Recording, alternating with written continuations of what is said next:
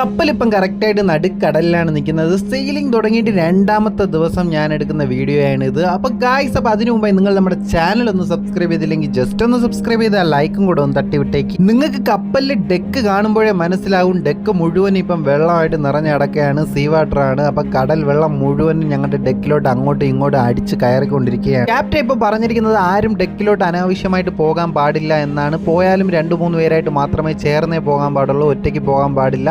കാരണം എന്താണെന്ന് വെച്ചാൽ കടൽ നല്ലവണ്ണം അടിച്ചുകൊണ്ടിരിക്കുക. സത്യം പറഞ്ഞാൽ എനിക്ക് ഈ വീഡിയോ എടുക്കാൻ പോലും പറ്റുന്നില്ല, അത്രയ്ക്കും തലവേദന ഉണ്ട്. കാരണം നല്ല പിച്ചിങ്ങിലാണ് ഇപ്പം കപ്പൽ പോയിക്കൊണ്ടിരിക്കുന്നത്. അതായത് സ്പീഡ് ബ്രേക്കറിൽ ഇറങ്ങിക്കയറി പോകുന്ന ഒരു അവസ്ഥയാണ്. അത് കണ്ടിന്യൂസ് ആയിട്ട് 2-3 ദിവസം പോയിക്കൊണ്ടിരിക്കുമ്പോൾ അവസ്ഥ നിങ്ങളൊന്ന് ആലോചിച്ചു. കപ്പലിൽ റോളിംഗ് ആണെങ്കിൽ കുഴപ്പമില്ല, നമ്മൾ അഡ്ജസ്റ്റ് ചെയ്ത് നിൽക്കാൻ പറ്റും. പക്ഷേ ഈ പിച്ചിങ് ആണെങ്കിൽ നമ്മുടെ ബ്ലഡ് പ്രഷർ കയറി ഇറങ്ങി നിൽക്കുന്നതുകൊണ്ട് നല്ല തലവേദന ഉണ്ടാവും. ഡെക്കിലാണെങ്കിൽ ഇപ്പം അത്യാവശ്യം നല്ല കാറ്റുണ്ട്. എനിക്കിവിടെ നിന്ന് വീഡിയോ എടുക്കാൻ പോലും പറ്റുന്നില്ല, അത്രയ്ക്കും കാറ്റ് വന്ന് മുഖത്ത് അടിച്ചുകൊണ്ടിരിക്കുകയാണ്. അപ്പോൾ ഈ സമയത്ത് എൻ്റെ ബർത്ത്ഡേയും കൂടെ വന്നപ്പോൾ ആ ബർത്ത്ഡേ ഞങ്ങൾക്ക് നല്ല രീതിയിൽ ആഘോഷിക്കാൻ പറ്റിയില്ല.